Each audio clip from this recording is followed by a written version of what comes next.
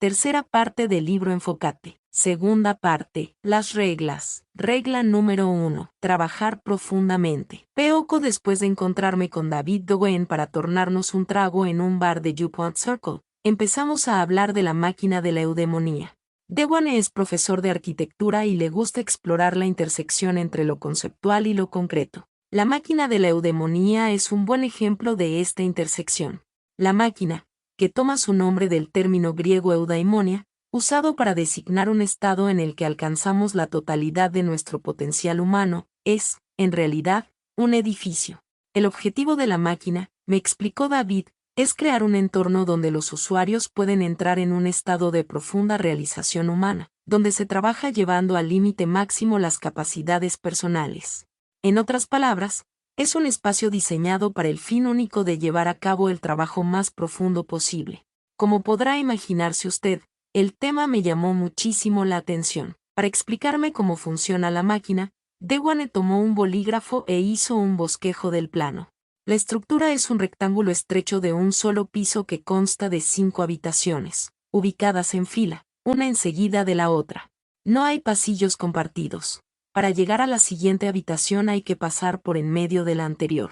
Como explica Dewan, la ausencia de circulación es crucial, porque no le permite a uno pasar de largo por alguno de los espacios en el proceso de ir profundizando en la máquina. La primera habitación a la que se entra directamente desde la calle recibe el nombre de galería. Según el plano de Dewan, esta habitación debe contener muestras de trabajo profundo producido en el edificio. Su propósito es inspirar a los usuarios de la máquina mediante la creación de una cultura de sano estrés y depresión social. Después de la galería viene el salón. Allí, Dewan imagina un lugar donde los usuarios tengan acceso a un café de excelente calidad y quizás, incluso, a un bar. También hay sillones y wifi. El salón está diseñado para crear un estado de ánimo que oscila entre la curiosidad intensa y la argumentación. Es un lugar para debatir, para cocinar ideas y, en general, para trabajar en aquellas que el usuario desarrollará con más profundidad en la máquina. Al salir del salón se entra en la biblioteca. En esta habitación se conserva un registro permanente de todas las obras producidas en la máquina, así como libros y otros recursos usados en la obra. Hay fotocopiadoras y escáneres para recolectar la información necesaria para el proyecto. Dewan describe la biblioteca como el disco duro de la máquina. La siguiente habitación es un espacio de oficinas. En ella hay un salón de conferencias común y corriente con un tablero y cubículos provistos de escritorios. La oficina, explica Dewan, es para una actividad de baja intensidad. Para usar mi terminología, este es el espacio donde se llevan a cabo los esfuerzos superficiales necesarios para el proyecto. Dewan imagina que allí se podría ubicar a un administrador con un escritorio, que pueda ayudar a los usuarios a mejorar sus hábitos de trabajo para optimizar su eficiencia. La última habitación de la máquina es un conjunto de lo que Dewan llama cámaras para trabajar a fondo. Él adoptó el término trabajar a fondo tras la lectura de mis artículos sobre el tema. Cada cámara debe tener una dimensión de 1,8 por 3 metros. De otro lado, cada una de ellas estará protegida por paredes a prueba de ruidos. Según el plan de Dewan, deben tener 45 centímetros de espesor. El objetivo de las cámaras de trabajo profundo es permitirle a la persona tener una concentración total y un flujo de trabajo ininterrumpido, según explica Dewan. El arquitecto se imagina un proceso en el cual uno pasa 90 minutos dentro, se toma una pausa de 90 minutos y repite la misma operación 2 o 3 veces. En ese momento, el cerebro de la persona habrá llegado a su límite de concentración para ese día. Por ahora, la máquina de la eudemonía solo es un conjunto de planos arquitectónicos, pero, incluso bajo esta forma, a Dewan le entusiasma su potencial para el trabajo profundo. Me parece que este diseño es la mejor idea arquitectónica que he producido, me dijo. En un mundo ideal, en el que se acepta y se celebra el verdadero valor de trabajar a fondo, todos tendríamos acceso a algo similar a la máquina de la eudemonía. Tal vez no con el diseño exacto de David Dowen, pero sí, de una manera general, con un entorno y una cultura laboral diseñados para extraer la mayor cantidad de valor posible de nuestro cerebro. Por desgracia, este sueño está muy lejos de nuestra realidad actual. Nos encontramos en unas oficinas abiertas, muy propicias para la distracción, Nos vemos bombardeados por los correos electrónicos y debemos asistir a incesantes reuniones. En nuestro medio laboral actual, los colegas buscan que les respondamos rápidamente su último correo electrónico en lugar de esperar a que produzcamos los mejores resultados posibles. Dicho de otro modo, como lector de este libro usted es un discípulo de la profundidad en un mundo superficial. Esta regla, la primera de 4 que presento en la segunda parte del libro, aspira a reducir ese conflicto. Puede que usted no tenga acceso a su propia máquina de la eudemonía, pero las estrategias que veremos a continuación le ayudarán a simular sus efectos en medio de una vida profesional llena de distracciones. Estas estrategias le mostrarán cómo transformarse de tal manera que el trabajo profundo se convierta en una parte habitual y fundamental de su horario cotidiano. Las reglas 2, 3 y 4 le ayudarán a sacar el mayor partido de este hábito de trabajar a fondo mediante tácticas para entrenar su capacidad para la concentración y para luchar contra las distracciones. Sin embargo, antes de pasar a las estrategias, quisiera tratar un asunto que quizás a usted le ronde la cabeza. ¿Por qué necesitamos poner tanta energía en este empeño? En otras palabras, ¿por qué, una vez que hemos aceptado que el trabajo profundo es valioso, no basta simplemente con dedicarse a él?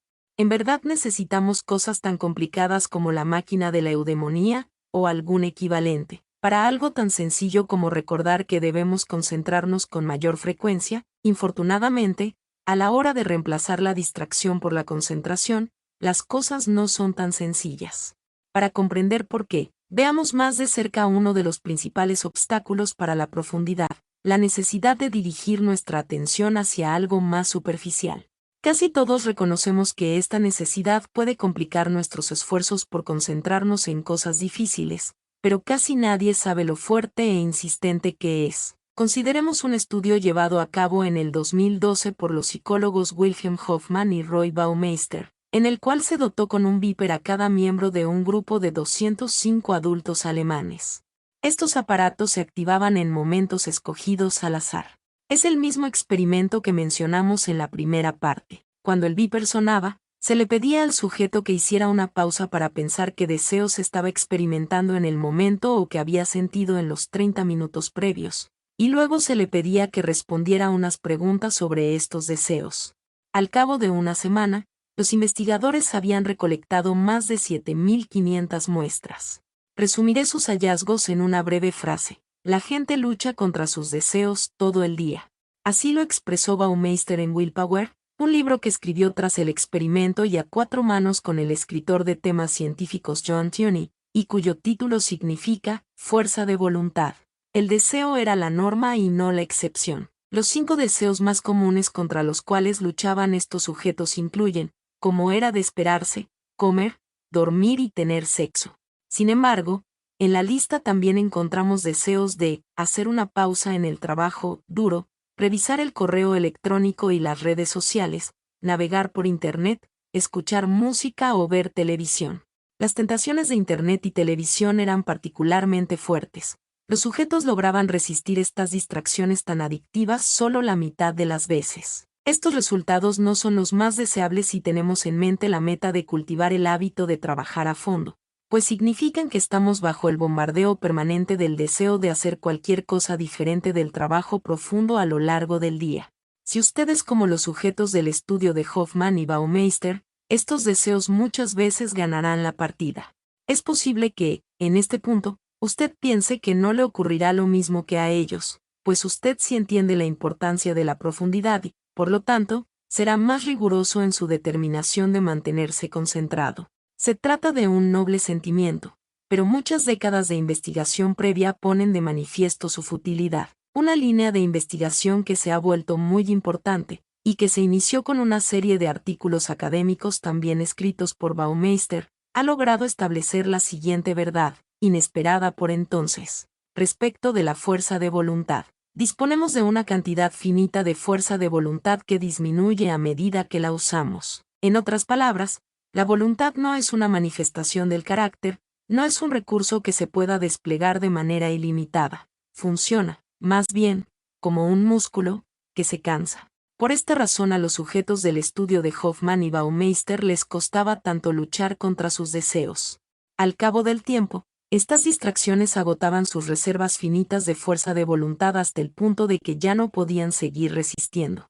Lo mismo le ocurrirá a usted, sin importar cuáles sean sus intenciones, a menos que maneje sus hábitos de manera inteligente. ¿Cuál es la idea motivadora que sustenta las estrategias que veremos a continuación? La clave para desarrollar un hábito de trabajar a fondo es ir más allá de las buenas intenciones y crear rutinas y rituales en la vida laboral, diseñados para minimizar la cantidad de fuerza de voluntad que uno debe usar para hacer la transición y mantenerse en un estado de concentración ininterrumpida.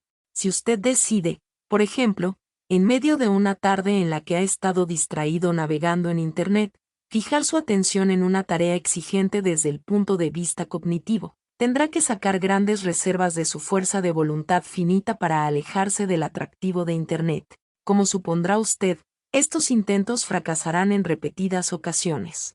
Si, por el contrario, usted pone en práctica unas rutinas y rituales, como, por ejemplo, escoger una hora y un lugar tranquilos para hacer su trabajo profundo en las tardes, necesitará menos fuerza de voluntad para empezar y para no interrumpir.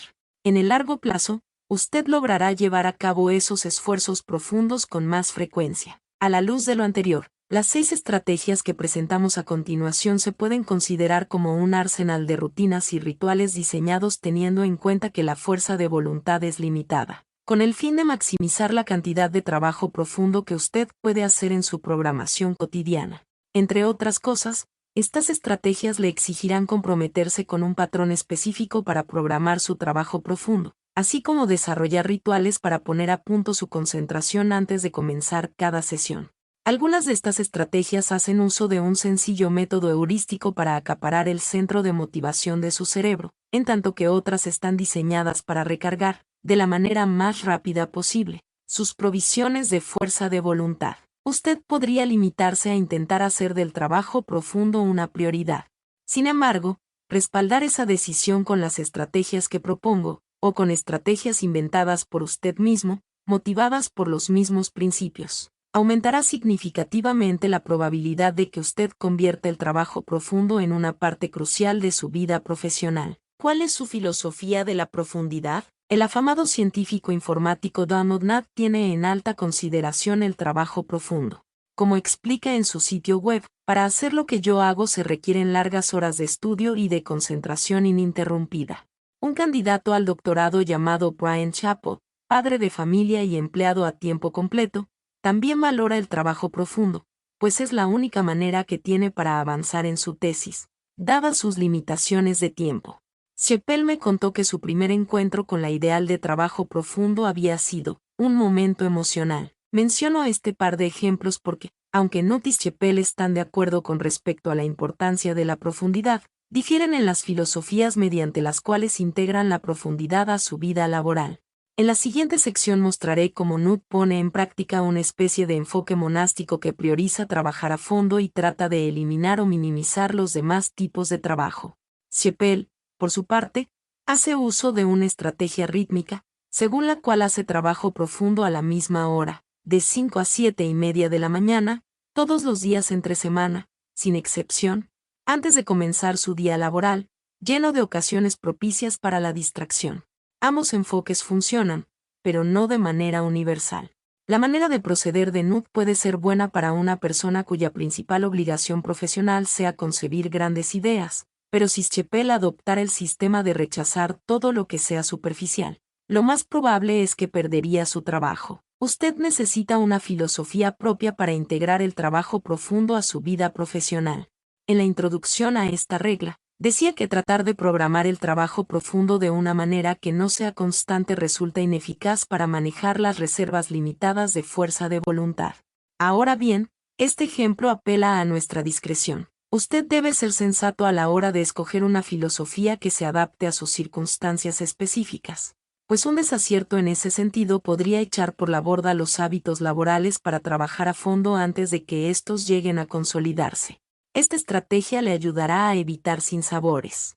A continuación, veremos 4 filosofías diferentes sobre la profundidad, para integrar el trabajo profundo a la programación diaria. Vale la pena que usted se tome el tiempo de ver qué manera de proceder es la que más le conviene. La filosofía monástica de la programación del trabajo profundo. Volvamos a Donald Knapp. Son muy conocidas sus innovaciones en la ciencia informática, entre las que se incluye, con notoriedad, el desarrollo de una rigurosa técnica para analizar el desempeño de los algoritmos. Sin embargo, entre sus colegas, Knapp también tiene mala reputación por su manera de concebir las comunicaciones electrónicas. Si usted va al sitio web de Knapp en Stanford, con la intención de encontrar su dirección de correo electrónico, lo que verá es la siguiente nota. Soy un hombre feliz desde el 1 de enero de 1990, fecha en la cual dejé de tener dirección de correo electrónico. Lo había usado desde 1975, y me parece que 15 años de correo electrónico es más que suficiente en la vida. El correo electrónico es una herramienta maravillosa para las personas que necesitan estar encima de todo, pero no para mí. Mi papel consiste en estar debajo de las cosas. Para hacer lo que yo hago se requieren largas horas de estudio y de concentración ininterrumpida. No te explica que no es su intención cortar del todo sus lazos con el mundo exterior. Anota que la escritura de sus libros le exige comunicarse con miles de personas y que le interesa responder sus preguntas y comentarios. ¿Cuál es su solución? Poner una dirección postal. Dice que su asistente administrativa lee las cartas que llegan a esa dirección y hace a un lado las que considera relevantes. Si el asunto es urgente, se lo hace saber a Knapp, y todo lo demás queda para que él lo trabaje en conjunto, cada 3 meses, más o menos. Knapp pone en práctica lo que yo llamo una filosofía monástica del trabajo profundo. Esta filosofía busca maximizar la profundidad mediante la eliminación o la reducción drástica de las obligaciones superficiales. Los adeptos de la filosofía profunda suelen tener una meta profesional bien definida y altamente valorada, y el grueso de su éxito profesional proviene de hacer ese oficio específico excepcionalmente bien. Esta claridad les permite eliminar la mayor parte de las preocupaciones superficiales que tienden a enredar la vida laboral de las personas cuya propuesta de valor es más variada. Knapp define su meta profesional de la siguiente manera. Trato de aprender todo lo que pueda sobre ciertas áreas de la ciencia informática. Luego trato de condensar esos conocimientos de tal forma que sean accesibles para las personas que no tienen tiempo para estudiar todo eso. Tratar de convencer a Knapp de las ventajas intangibles que se pueden obtener al crear un grupo de seguidores en Twitter, o sobre las oportunidades inesperadas que podrían provenir de un uso más liberal del correo electrónico, será un intento fallido, pues dichas conductas no sirven para alcanzar directamente su meta de adquirir conocimientos exhaustivos sobre la ciencia informática y luego escribir sobre ellos de una forma accesible. Otra persona comprometida con el trabajo profundo de tipo monástico es el aclamado escritor de ciencia ficción Neal Stephenson. Si usted visita el sitio web de Stephenson, verá que no hay ninguna dirección de correo electrónico o postal. Podemos entender el porqué de esta omisión al leer un par de ensayos que Stephenson publicó en su anterior sitio web, en el servidor de Dogwow, a comienzos de la década del 2000, que se conserva en el Internet Archive. En uno de esos ensayos, archivado en el 2003, Stephenson resume así su política de comunicaciones. A las personas que deseen interrumpir mi concentración les pido amablemente abstenerse de hacerlo. También les advierto que no contesto correos electrónicos. Para que el mensaje clave de mi política de comunicaciones no se pierda en palabrería, lo formularé de manera sucinta, así, todo mi tiempo y atención ya están comprometidos, desde hace tiempo. Por favor, no insista. Para ampliar la justificación de esta política, Stephenson escribió un ensayo titulado Why I am a Bad Correspondent, ¿por qué soy un mal corresponsal? El punto central que sustenta esta inaccesibilidad es la siguiente decisión. Para decirlo en otras palabras, la ecuación de la productividad no es lineal. Esto explica por qué soy un mal corresponsal y por qué casi nunca acepto invitaciones a dar conferencias. Si organizo mi vida de tal manera que pueda disponer de porciones de tiempo largas y consecutivas, puedo escribir novelas. Sin embargo, si esas porciones están separadas y fragmentadas, mi productividad como novelista se reduce de manera drástica. Stephenson identifica dos opciones mutuamente excluyentes. Puede escribir buenas novelas a un ritmo constante o puede contestar montones de correos electrónicos y dar conferencias, con lo cual podría escribir novelas de baja calidad a un ritmo mucho más lento. Él escogió la primera opción. y esta decisión implica que debe evitar la mayor cantidad de fuentes de trabajo superficial en su vida profesional. Este asunto es tan importante para Stephenson que decidió estudiar sus repercusiones, tanto positivas como negativas, en su novela de ciencia ficción Anatem, en donde describe un mundo donde una élite intelectual vive en órdenes monásticas, aislada de las masas y la tecnología distractora, dedicada a producir pensamientos profundos. Según mi experiencia, la filosofía monástica hace que muchos trabajadores del conocimiento se pongan a la defensiva. Sospecho que la claridad que sus adeptos tienen respecto al valor que le aportan al mundo toca una fibra sensible de aquellos cuya contribución a la economía de la información es más compleja. Note usted que al decir más compleja, no quiero decir inferior.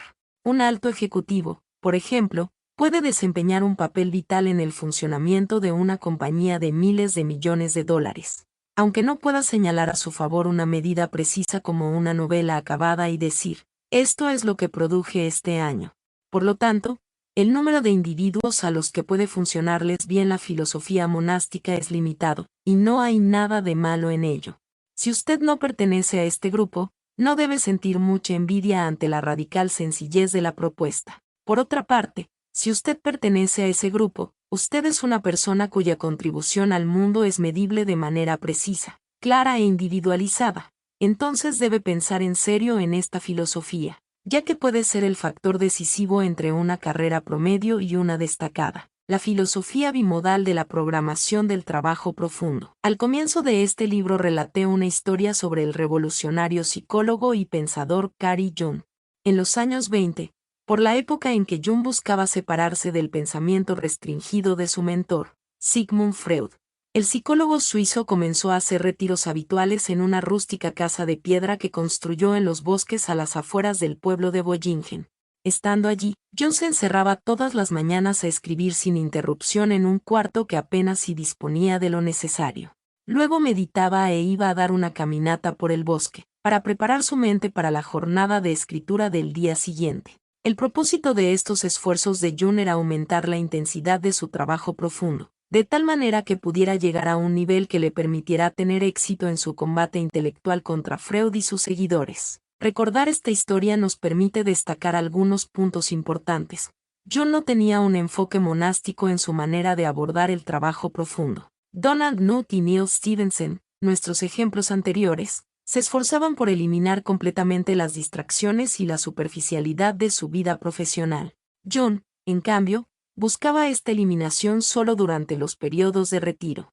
El resto del tiempo lo pasaba en Zúrich, donde su vida no era en absoluto monástica. Atendía a un consultorio en el que veía pacientes hasta tarde en la noche. Era un participante activo de la vida cultural de los cafés zuriqueses. Dictaba y escuchaba conferencias en las reputadas universidades de la ciudad.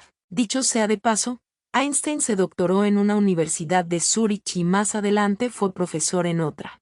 Como nota interesante, conoció a Jung y los dos compartieron muchas cenas en las que conversaron sobre algunas de las ideas clave de la teoría especial de la relatividad de Einstein.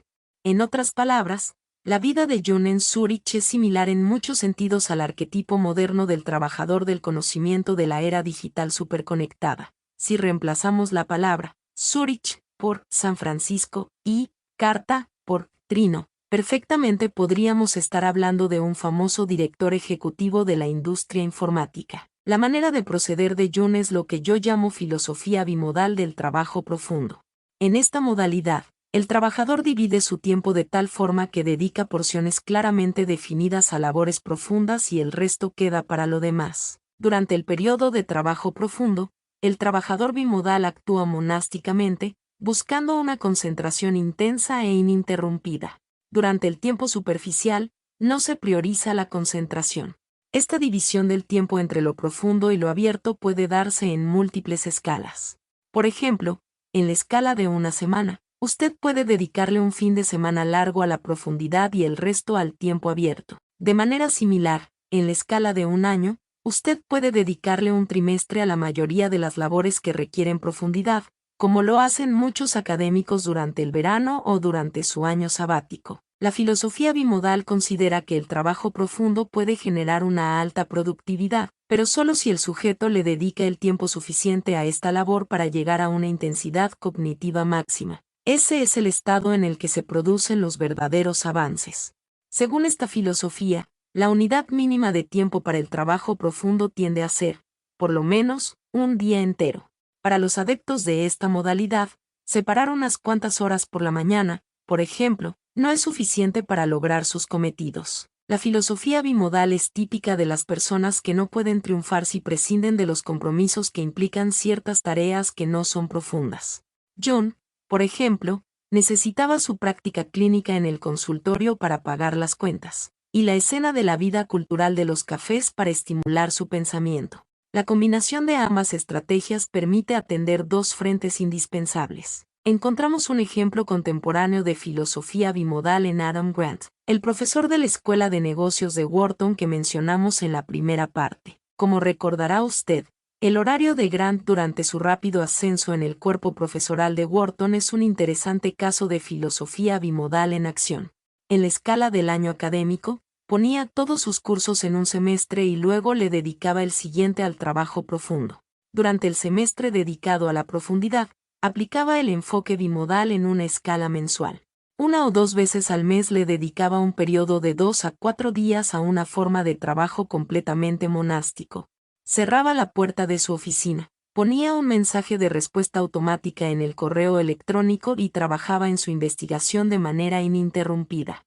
Aparte de estos momentos de aislamiento, Grant estaba accesible. En cierto sentido, así debe ser. En su éxito de librerías del 2013, titulado Give and Take, el autor aboga por la práctica de dar a los demás tiempo y atención, sin esperar nada a cambio, como estrategia clave en el avance profesional. Las personas que ponen en práctica la filosofía bimodal del trabajo profundo admiran la productividad de los monásticos, pero también valoran los resultados que obtienen gracias a los comportamientos superficiales en su vida laboral.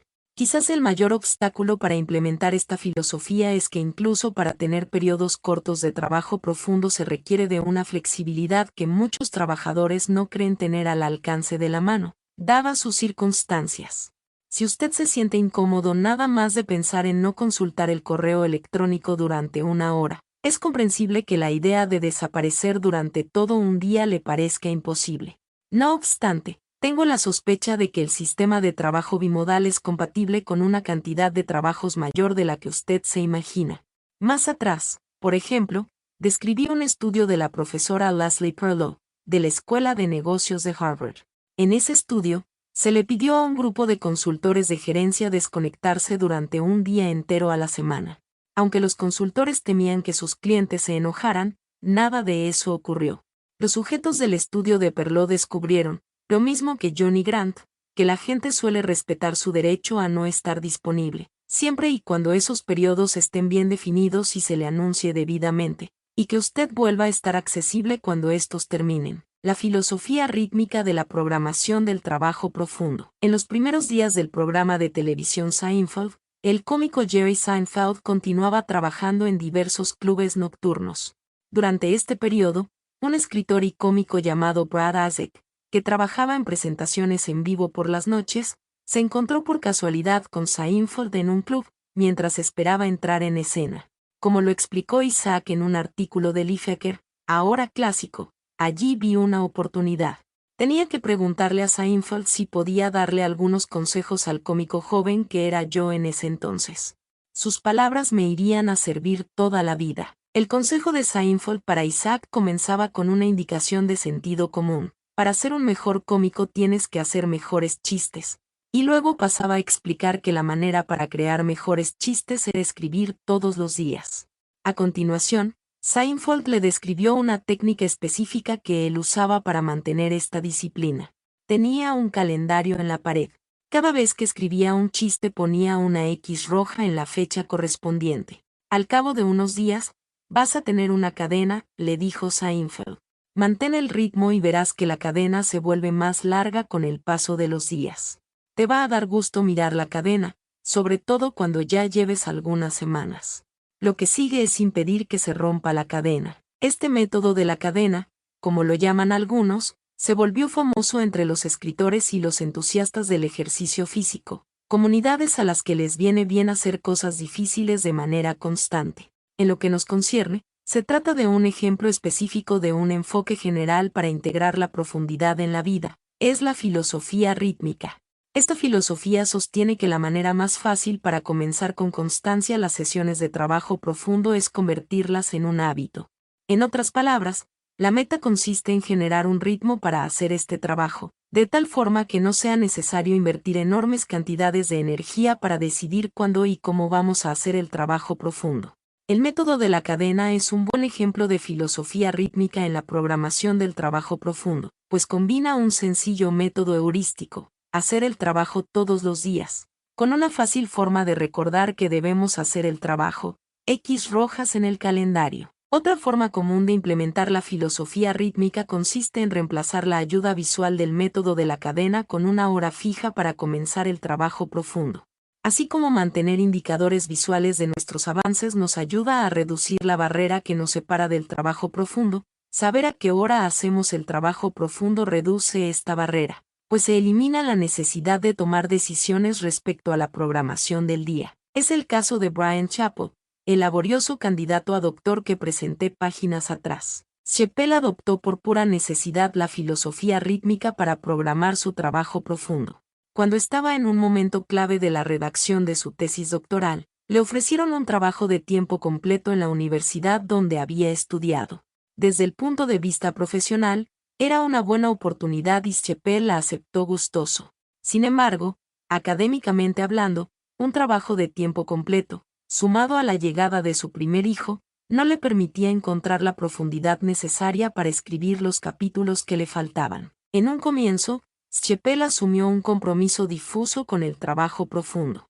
Su idea era dedicar trozos de 90 minutos al trabajo profundo, pues suponía, con toda la razón, que se necesita tiempo para entrar en un estado de concentración, y decidió que trataría de programar esos segmentos de trabajo durante el día cuando las circunstancias fueran convenientes.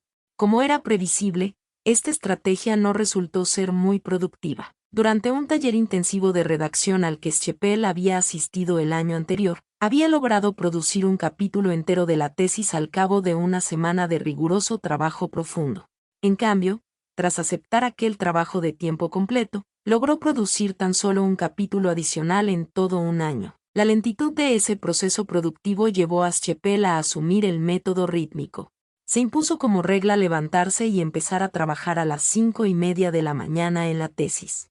A las 7:30 se detenía, hacía el desayuno y salía a trabajar, habiendo cumplido con sus obligaciones académicas del día. Complacido con el progreso, decidió empezar a las 4:45, para tener más tiempo de profundidad en la mañana. En la entrevista que le hice a Chapell para la redacción de este libro, me describió su método rítmico de programación del trabajo profundo como una estrategia astronómicamente productiva y desprovista de toda culpabilidad. En su rutina producía entre 4 y 5 páginas de prosa académica al día. También lograba generar borradores de los capítulos de la tesis a un ritmo de un capítulo cada 2 o 3 semanas. Una producción fenomenal, teniendo en cuenta que también tenía un trabajo de 9 a 5. ¿Por qué no iba a poder ser tan prolífico? Concluyó. Nada me lo impedía. Hay un contraste interesante entre la filosofía rítmica y la filosofía bimodal. Es posible que la primera no sea ideal para alcanzar los niveles más intensos de profundidad que se ven en las sesiones de concentración diarias de la estrategia bimodal. La ventaja, sin embargo, es que esta estrategia funciona mejor a la luz de la realidad de la naturaleza humana. Mediante rutinas sólidas para el trabajo profundo que garantizan resultados pequeños de manera habitual, el trabajador que adopta la programación rítmica logra completar un mayor número de horas de trabajo profundo al año. La decisión de optar entre la filosofía bimodal y la rítmica tal vez dependa, en última instancia, del tipo específico de autocontrol que tenga usted en los asuntos relacionados con el manejo del tiempo. Si usted es Carl Jung y está enzarzado en una intensa discusión intelectual con los seguidores de Sigmund Freud, tal vez reconozca la importancia crucial de sacar tiempo para concentrarse en sus ideas. Por otra parte, si usted está escribiendo una tesis y nadie lo está presionando para que termine, le convendrá el hábito que caracteriza a la filosofía rítmica para mantener el progreso. Sin embargo, Lo que lleva a muchas personas a preferir la filosofía rítmica no es un simple asunto de autocontrol, sino también la realidad de que en algunos trabajos uno no puede desaparecerse durante varios días seguidos cuando sea necesario asumir la profundidad. Muchos jefes consideran que usted es libre de concentrarse con la intensidad que quiera, siempre y cuando le responda rápido los correos electrónicos. Tal vez por esta razón la filosofía rítmica es una de las que más comúnmente se adopta para hacer trabajo profundo en los puestos corrientes de oficina. La filosofía periodística de la programación del trabajo profundo. A comienzos de los años 80, el periodista Walter Isaacson tenía algo más de 30 años y empezaba su ascenso fulgurante en la revista Time. En aquel momento, el joven periodista estaba claramente en el radar de las clases pensantes. Christopher Hitchens, por ejemplo, quien por entonces escribía en el London Review of Books, decía que era uno de los mejores periodistas de revistas de los Estados Unidos.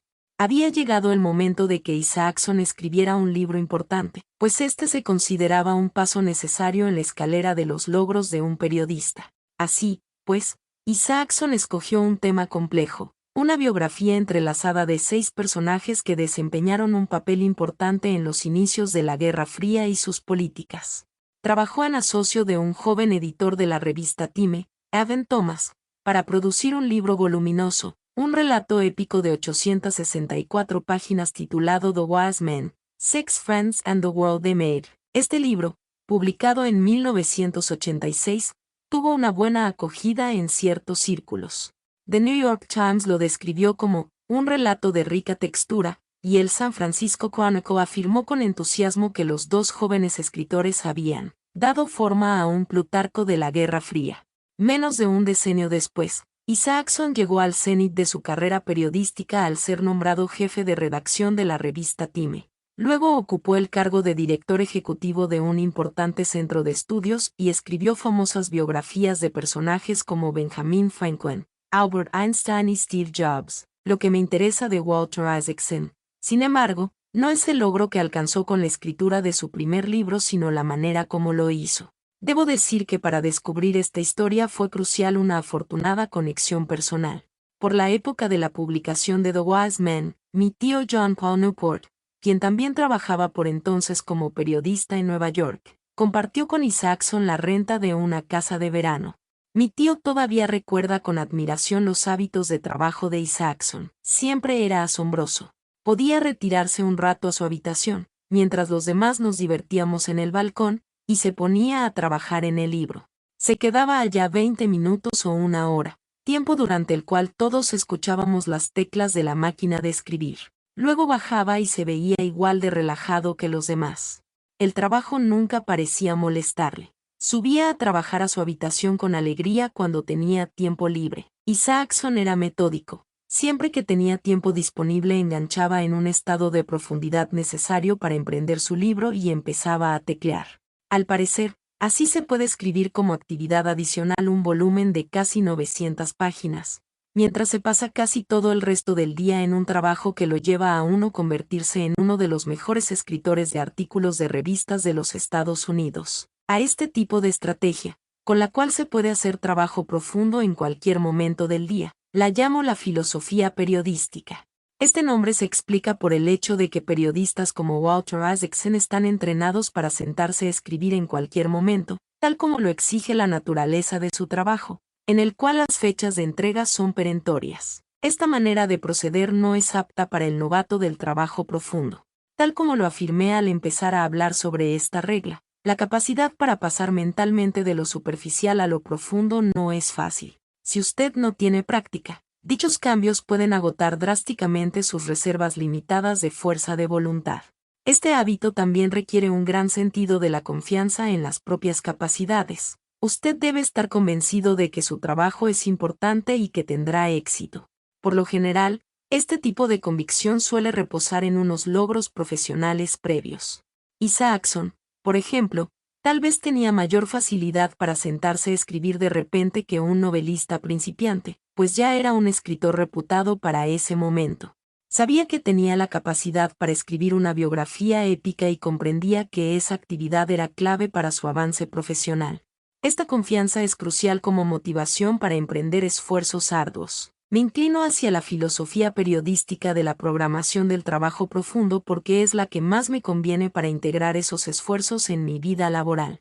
En otras palabras, no sigo el método monástico, aunque a veces me da envidia la desconexión sin remordimientos de mi colega, el científico informático Donald Knapp, ni entro en fases de profundidad como las del sistema bimodal, y, aunque me llama la atención la filosofía rítmica, hay algo en mis horarios que me impide mantener un hábito diario. Mi método, que es una oda a Isaacson, me lleva a tomar cada semana como viene y a programar en ella la mayor cantidad de trabajo profundo posible.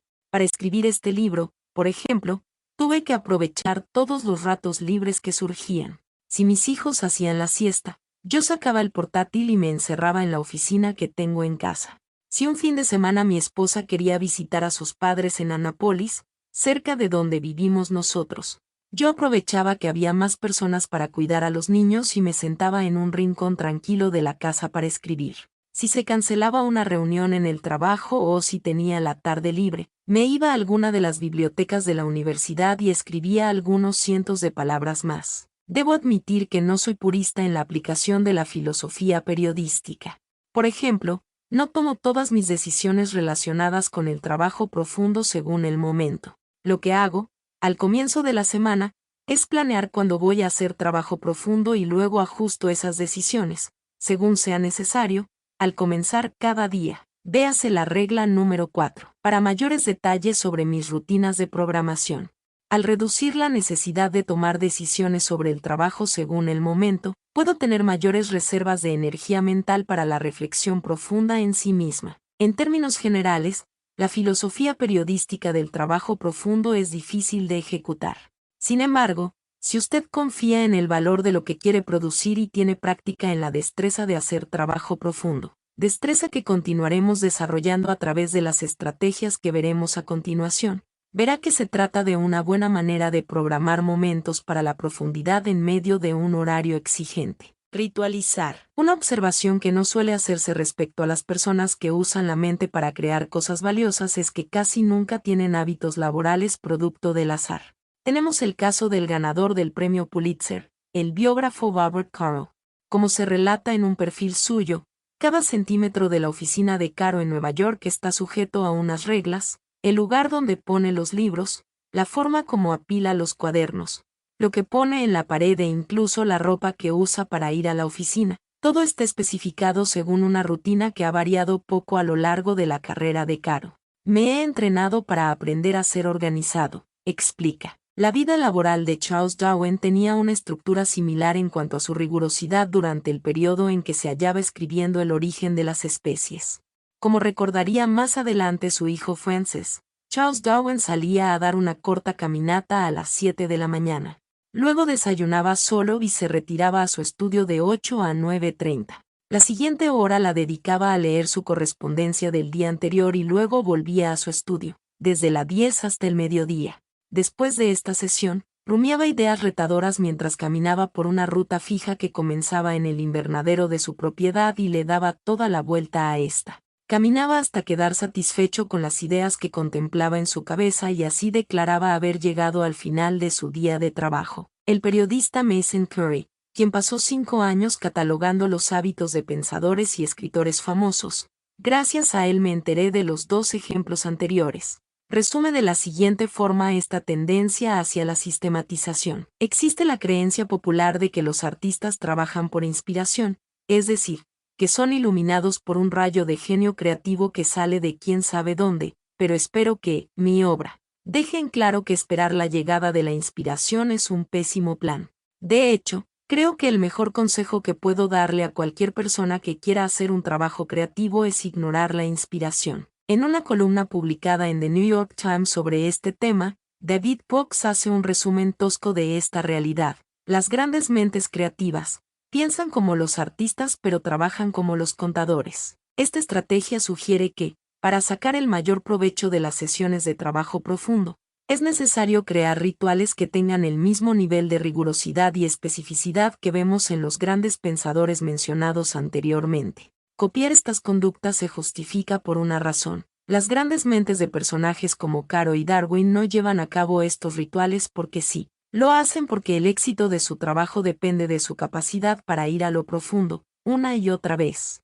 No tenemos forma de ganarnos un premio Pulitzer o concebir una gran teoría sin llevar nuestro cerebro al límite. Esos rituales minimizan la fricción de la transición hacia la profundidad, con lo cual se puede ir a lo profundo más fácilmente y mantenerse en ese estado por más tiempo. Si estos personajes se hubieran quedado esperando a que les llegara la inspiración para sentarse a trabajar en serio, sus logros habrían sido muchísimo menores. No existe un único ritual correcto de trabajo profundo. A cada persona y a cada tipo de proyecto les sirve algo diferente. Sin embargo, podemos mencionar algunos puntos generales clave en relación con un ritual eficaz, dónde trabajar y durante cuánto tiempo. Su ritual debe especificar una ubicación determinada para canalizar los esfuerzos relacionados con el trabajo profundo. Este lugar puede ser tan normal como su oficina de siempre, con la puerta cerrada y el escritorio despejado de todo lo demás. Cuando va a hacer un trabajo difícil, a un colega le gusta poner en la puerta un letrero como el de los hoteles que dice, no molestar. Si le es posible identificar un lugar que usted usará solamente para hacer trabajo profundo, por ejemplo, un salón de conferencias donde puede estar solo o una biblioteca silenciosa, verá que el efecto positivo puede ser mayor. Si usted trabaja en una oficina abierta, la necesidad de encontrar un lugar para hacer trabajo profundo se vuelve particularmente importante. Sin importar el lugar donde trabaje, es clave asignarse un tiempo específico, para que la sesión de trabajo sea un reto concreto y no una carga sin límites fijos, como trabajar una vez comience. Su ritual requiere reglas y procesos fijos, para que el esfuerzo sea estructurado. Por ejemplo, usted puede fijar la regla de no consultar Internet mientras hace trabajo profundo, o puede imponerse un patrón como el número de palabras escritas en cada intervalo de 20 minutos, para mantener la concentración. Si no contara con esta estructura, usted tendría que hacer un esfuerzo mental constante para decir qué debe y qué no debe hacer durante estas sesiones y determinar si realmente está trabajando duro. Estas distracciones agotan sus reservas de fuerza de voluntad, como apoyar el trabajo.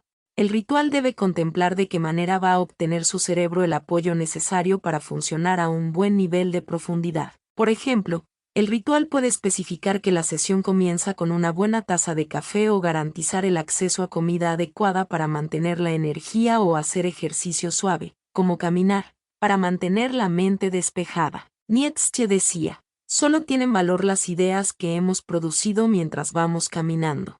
Este apoyo también puede incluir factores relacionados con el entorno, como organizar el material de base para su trabajo, con lo cual se reduce la disipación de la energía, como vimos en el ejemplo de Caro. Para maximizar el éxito, es necesario dar apoyo a los esfuerzos que le permitirán ir a lo profundo. Al mismo tiempo, este apoyo debe sistematizarse para no perder energía mental pensado que hay que hacer en cada momento. Los puntos que acabamos de mencionar le ayudarán a moldear su ritual para el trabajo profundo. Sin embargo, tenga presente que encontrar un ritual que se ajuste a sus necesidades puede requerir un poco de experimentación. Trabaje en ello. Cuando haya encontrado el sistema que le satisfaga, verá que su impacto es significativo. El trabajo profundo es un asunto serio que no se debe tomar a la ligera. Acompañar estos esfuerzos con un ritual complicado, y tal vez extraño a los ojos de observadores externos, le dará a su mente la estructura y el compromiso que se requieren para entrar en un estado de concentración en el que usted podrá crear cosas valiosas. Hacer gestos excepcionales. A comienzos del invierno del 2007, J.K. Rowling hacía grandes esfuerzos por terminar la escritura de Harry Potter y las Reliquias de la Muerte, el libro final de la serie. La presión era intensa, pues este volumen tenía la responsabilidad de unir los 6 libros anteriores, de tal forma que satisficiera a los millones de seguidores de la saga. Rowling debía llevar a cabo un trabajo profundo para poder cumplir esas exigencias. Sin embargo, cada vez tenía mayor dificultad para lograr su cometido en la oficina de su casa en Edimburgo, Escocia. Rowling recuerda en una entrevista, un día en que estaba tratando de terminar las Reliquias de la Muerte llegó el limpiador de las ventanas, los chicos estaban en casa, los perros ladraban. Era demasiado. La autora emprendió, entonces, una acción extrema para obtener la concentración necesaria. Reservó una suite del Hotel Balmoral, un hotel de 5 estrellas ubicado en el corazón de la ciudad de Edimburgo.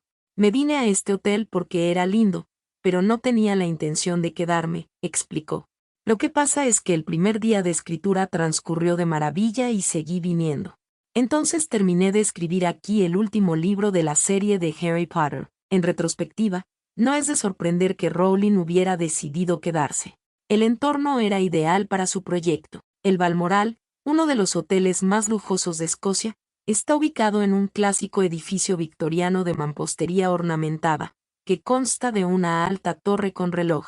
Se encuentra a poca distancia del castillo de Edimburgo, una de las fuentes de inspiración de Rowling para la concepción de Hogwarts. La decisión de Rowling de reservar una suite de un lujoso hotel cerca del castillo de Edimburgo es un ejemplo clásico de una estrategia curiosa pero eficaz de trabajo profundo. El gesto excepcional.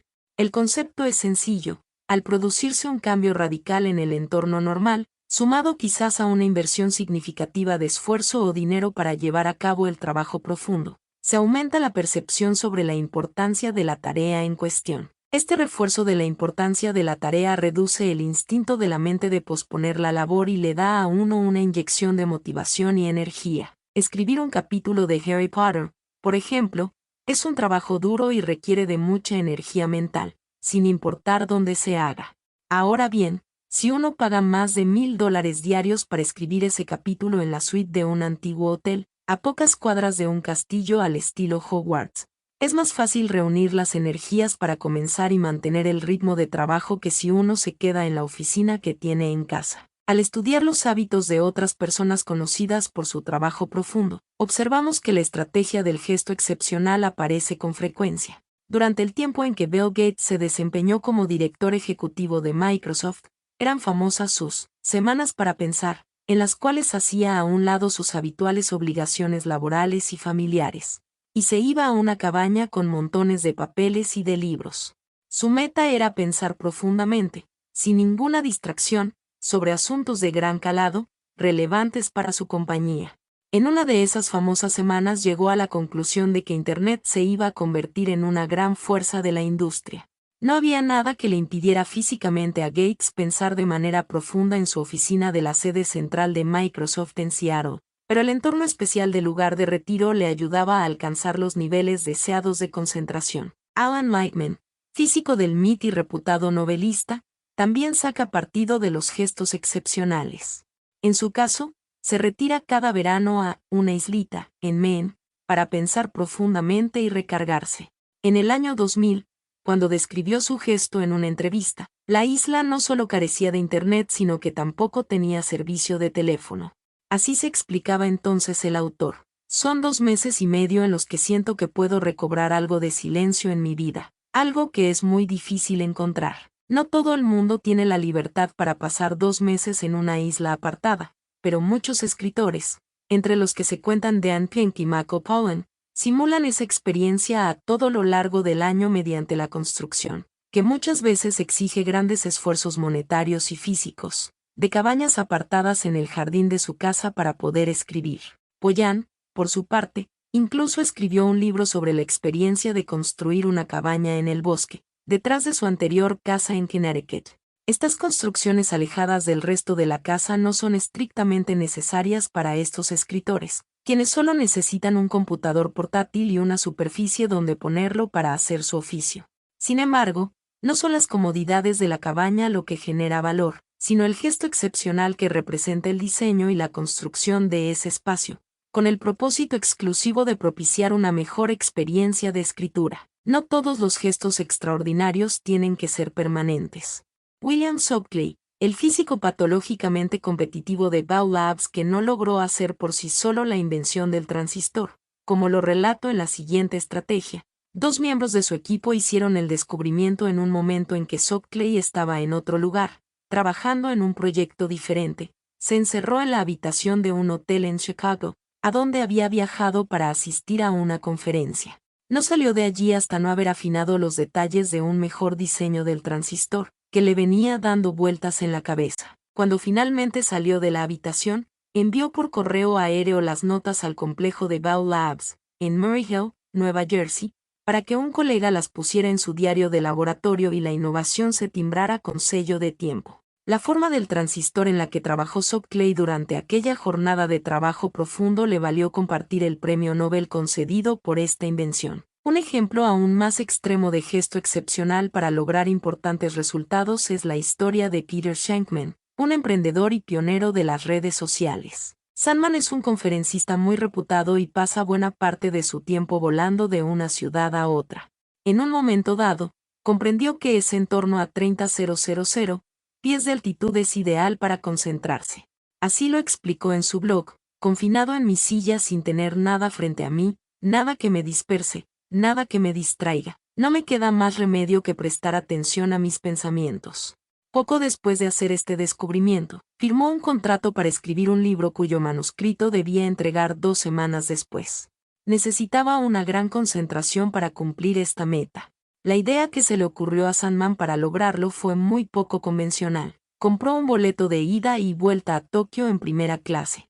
Escribió durante todo el vuelo a Japón, se tomó un expreso en el salón de los pasajeros de clase ejecutiva en el aeropuerto, tomó el vuelo de regreso y escribió también durante todo el trayecto. Llegó de nuevo a los Estados Unidos tan solo 30 horas después de haberse ido, con un manuscrito terminado en la mano.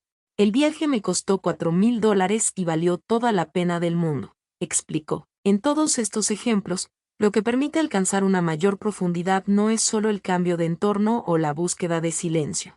La fuerza dominante es la actitud psicológica de comprometerse en serio para llevar a cabo la tarea que uno se ha propuesto. Gestos tales como ir a un lugar apartado para concentrarse en un proyecto de escritura, o tomarse una semana lejos del trabajo habitual para pensar, o encerrarse en la habitación de un hotel para afinar un importante invento sirven para que la meta en cuestión sea una prioridad mental y se movilicen así los recursos intelectuales necesarios. En ocasiones, para ir a lo profundo se necesita hacer algo excepcional, no trabajar solo. La relación entre el trabajo profundo y la colaboración es compleja. Sin embargo, vale la pena intentar comprenderla, pues sacarle partido al trabajo colaborativo puede aumentar la calidad del trabajo profundo en la vida profesional. Conviene empezar nuestra aproximación a este tema mirando desde la distancia lo que a primera vista parece un conflicto irresoluble. En la primera parte de este libro yo critiqué a Facebook por el diseño de su nueva sede administrativa. En particular, anoté que la meta de la compañía de crear la mayor oficina abierta del mundo, un espacio gigantesco donde van a trabajar 2.800 empleados, representa un absurdo ataque a la concentración. Tanto la intuición como los resultados de diversas investigaciones señalan que compartir un espacio de trabajo con una gran cantidad de colegas es terriblemente distracte y crea un entorno que dificulta la tarea de dedicarse a pensar en serio. En un artículo publicado en Bloomberg Business Week en el 2013, donde se resumían las investigaciones más recientes sobre este asunto, se hacía un llamado a poner punto final a la tiranía de las oficinas abiertas. No obstante, la preferencia por el diseño de estas oficinas abiertas no obedece al capricho. Como señala María Konnikova en The New Yorker, cuando este concepto surgió por primera vez su meta era facilitar la comunicación y el flujo de las ideas. Esta afirmación estaba en sintonía con el espíritu del mundo empresarial estadounidense que quería acoger esa forma no convencional de proceder de las nuevas empresas. Josh Tirangiel, jefe de redacción de Bloomberg Business Week, por ejemplo, explicaba así la ausencia de oficinas en la sede de Bloomberg. La oficina abierta es espectacular. Garantiza que todo el mundo se sintonice con la misión general. Estimula la curiosidad entre personas que trabajan en disciplinas diferentes. Jack Dorsey justificaba el diseño de las oficinas abiertas de Square diciendo: nos gusta que la gente trabaje en espacios abiertos porque creemos en la serendipia. Nos gusta que la gente camine por ahí y se encuentre con los demás y aprenda cosas nuevas. En gracia de discusión, podemos darle a este principio, según el cual surgen colaboraciones inteligentes y nuevas ideas cuando se le permite a la gente tener encuentros al azar, el nombre de teoría de la creatividad por serendipia. Podemos conjeturar de manera razonable que, cuando Mark Zuckerberg decidió crear la mayor oficina abierta del mundo, esta teoría motivaba su decisión, así como también la creación de muchas otras oficinas de espacio abierto en Silicon Valley y en otros lugares.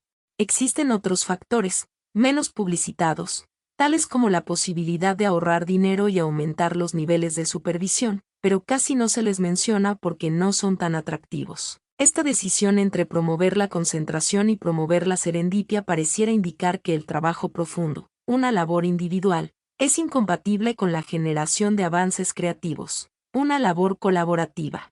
Sin embargo, esta conclusión es errada.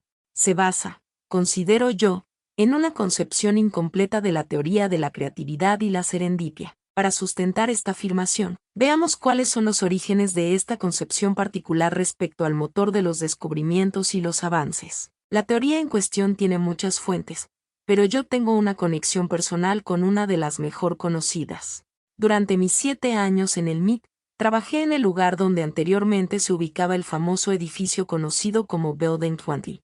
Esta estructura, localizada en la intersección entre las calles Main y Vassar, en Cambridge, Massachusetts, que finalmente fue demolida en 1998, funcionó como refugio temporal durante la Segunda Guerra Mundial y se usó para albergar a la población cada vez mayor del laboratorio de radiación. Como se relata en un artículo del 2012 publicado en The New Yorker, en un comienzo se consideraba que el edificio era un fracaso, la ventilación era mala y los corredores eran oscuros.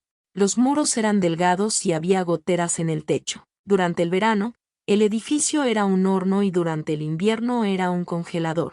Sin embargo, cuando la guerra terminó, continuaron llegando científicos a Cambridge. El MIT necesitaba espacio, así es que en lugar de demoler inmediatamente el Building 20, como se les había prometido a los funcionarios locales, a cambio de una legislación laxa, la universidad continuó usando el edificio para poner allí la gente que no cabía en otros lugares. El resultado fue una mezcla heterogénea de diversos departamentos, desde ciencias nucleares hasta lingüística y electrónica, que compartían el edificio de techos bajos, junto con otros usuarios tales como un taller mecánico y un lugar de reparación de pianos.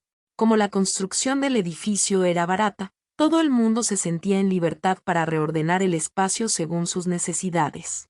Los pisos y las paredes se podían correr y se podían colocar los equipos en las vigas.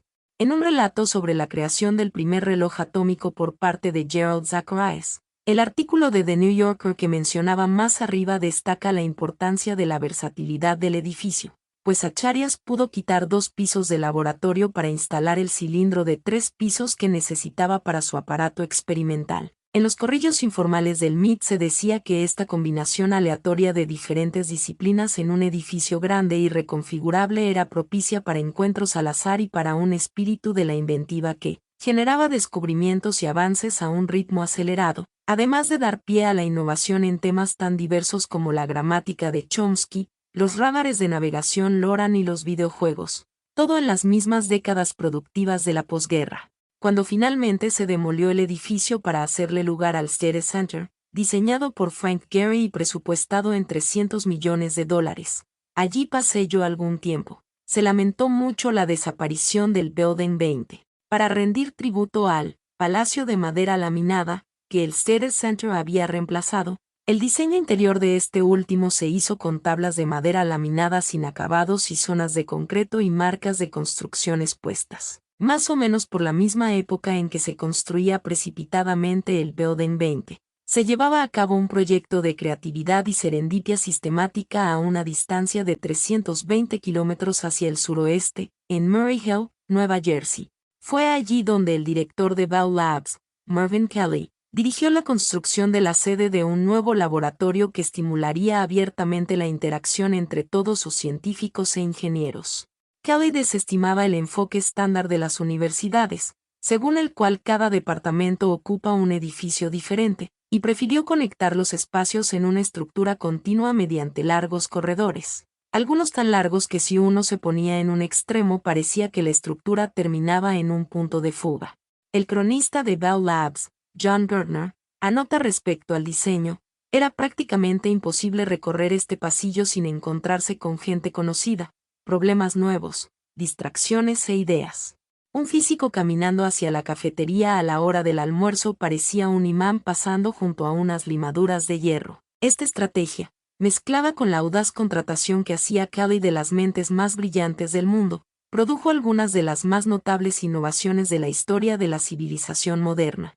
En las décadas posteriores a la Segunda Guerra Mundial, el laboratorio produjo, entre otros logros, la primera celda solar, el láser, el satélite de comunicaciones, el sistema de comunicación celular y las redes de fibra óptica.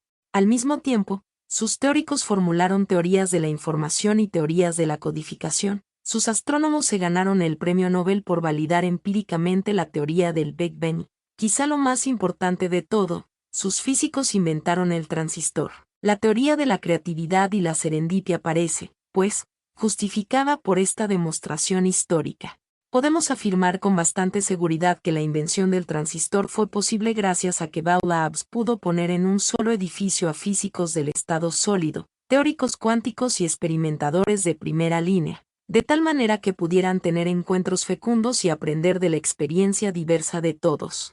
Es muy poco probable que esta invención hubiera surgido de un solo científico dedicado al pensamiento profundo en solitario, como el equivalente académico de Carl Jung en su Torre de Piedra. En este punto es necesario aportar ciertos matices para la comprensión de lo que realmente generó la innovación en lugares como el Building 20 y Bell Labs. Para eso, debemos volver a mi experiencia en el MIT. Al llegar como estudiante de doctorado en el otoño del 2004, yo formaba parte del primer grupo de alumnos nuevos que entrarían al State Center, que, como lo mencioné, reemplazó al Building 20. Como el centro era nuevo, a los estudiantes recién llegados nos hacían visitas guiadas para mostrarnos sus características. Según nos explicaban, Frank Gehry había dispuesto las oficinas en torno a espacios comunes y había diseñado cajas de escaleras abiertas entre pisos adyacentes, en un esfuerzo por propiciar los encuentros fortuitos y fecundos que habían caracterizado el edificio anterior. Sin embargo, lo que me llamó la atención en ese momento fue una peculiaridad que no se le había ocurrido a Gehry, sino que había sido añadida poco tiempo atrás, ante la insistencia de la facultad. Juntas especiales en las jambas de las puertas para reforzar el aislamiento del sonido. Los profesores del MIT, algunos de los cuales trabajaban en las tecnologías más innovadoras del mundo, no querían saber nada de las oficinas abiertas. Exigían, por el contrario, la posibilidad de encerrarse en un lugar sin distracciones. Esta combinación de oficinas a prueba de ruidos conectadas a grandes áreas comunes da como resultado una arquitectura del tipo hub and spoke, eje y radios, para la innovación, en la cual se apoyan tanto la serendipia de los encuentros como el pensamiento profundo de manera aislada.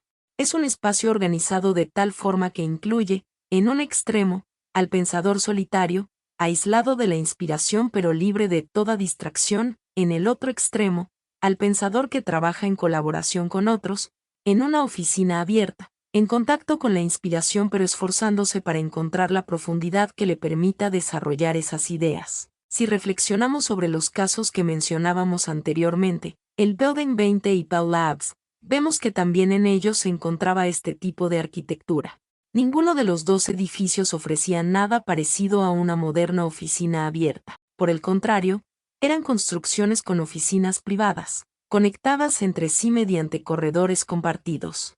Las propiedades creativas de estos edificios estaban relacionadas, más bien, con el hecho de que las oficinas compartían un pequeño número de pasillos conectores, lo cual obligaba a los investigadores a interactuar cuando debían ir de un lugar a otro. Dicho en otras palabras, esos extensos corredores funcionaban como centros efectivos de interacción. Por estas razones, podemos cuestionar el concepto de las oficinas de espacio abierto, destructoras de la profundidad, sin hacer a un lado la teoría de la creatividad y la serendipia para producir innovación.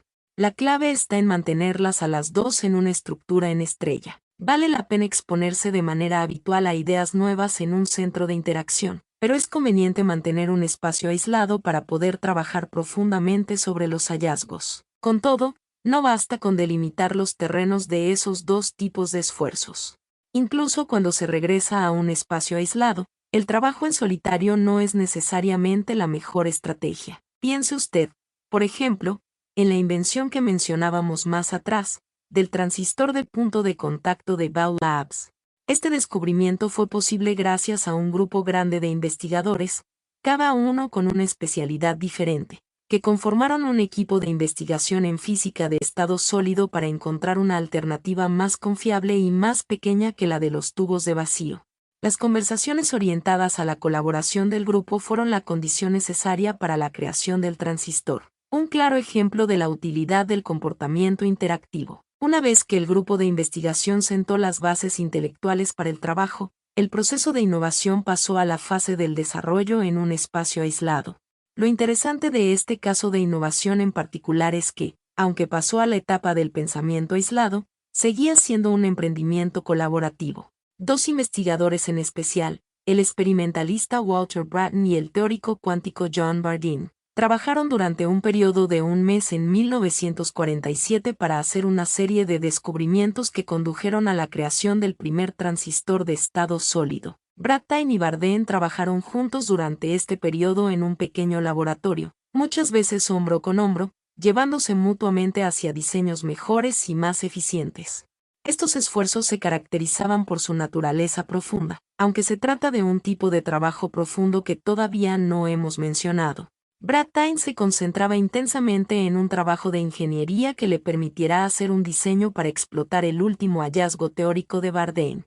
Luego, Bardeen se concentraba intensamente para entender lo que revelaban los últimos experimentos de Brattain, tratando de expandir su marco teórico para dar cabida a esas observaciones.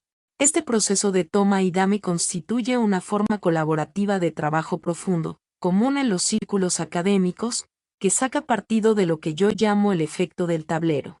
En algunos tipos de problemas, trabajar con otras personas que comparten el mismo tablero, real o simbólico, puede permitirnos llegar más lejos que si trabajamos solos. La presencia de otra persona que está esperando nuestros hallazgos, ya se trate de alguien que comparte el mismo espacio físico o de alguien que colabora con nosotros de manera virtual, puede servir para contrarrestar el instinto natural de evitar la profundidad. Ahora podemos tomar distancia y sacar algunas conclusiones sobre el papel de la colaboración en el trabajo profundo. El éxito del Building 20 y de Bell Labs indica que el aislamiento no es indispensable para hacer un trabajo profundo productivo. En efecto, estos dos ejemplos indican que, para muchos tipos de trabajo, especialmente cuando se buscan las innovaciones, el trabajo profundo colaborativo puede producir mejores resultados. Usted debe considerar la opción de esta estrategia cuando vaya a contemplar cuál es la mejor manera de integrar la profundidad a su vida profesional. Al hacerlo, tenga en cuenta las dos observaciones siguientes. En primer lugar, la distracción sigue siendo un factor nocivo para la profundidad.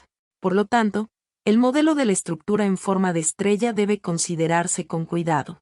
Separe su búsqueda de encuentros propicios para la serendipia de sus esfuerzos para pensar de manera profunda una vez que haya obtenido la inspiración que buscaba. Usted debe tratar de optimizar cada esfuerzo por separado, en lugar de mezclarlos y entorpecer ambas metas. En segundo lugar, incluso cuando se retire a un espacio aislado para pensar profundamente, no deje de aprovechar el efecto del tablero cuando sea razonable hacerlo.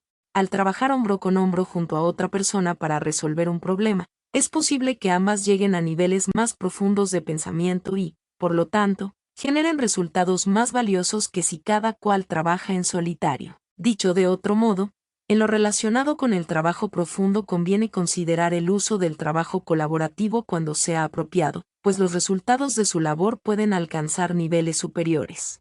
Por otra parte, no conviene entronizar esta búsqueda de interacción y azar constructivo al punto de llegar a afectar la concentración ininterrumpida que se requiere para extraer algo útil del remolino de ideas que nos rodean.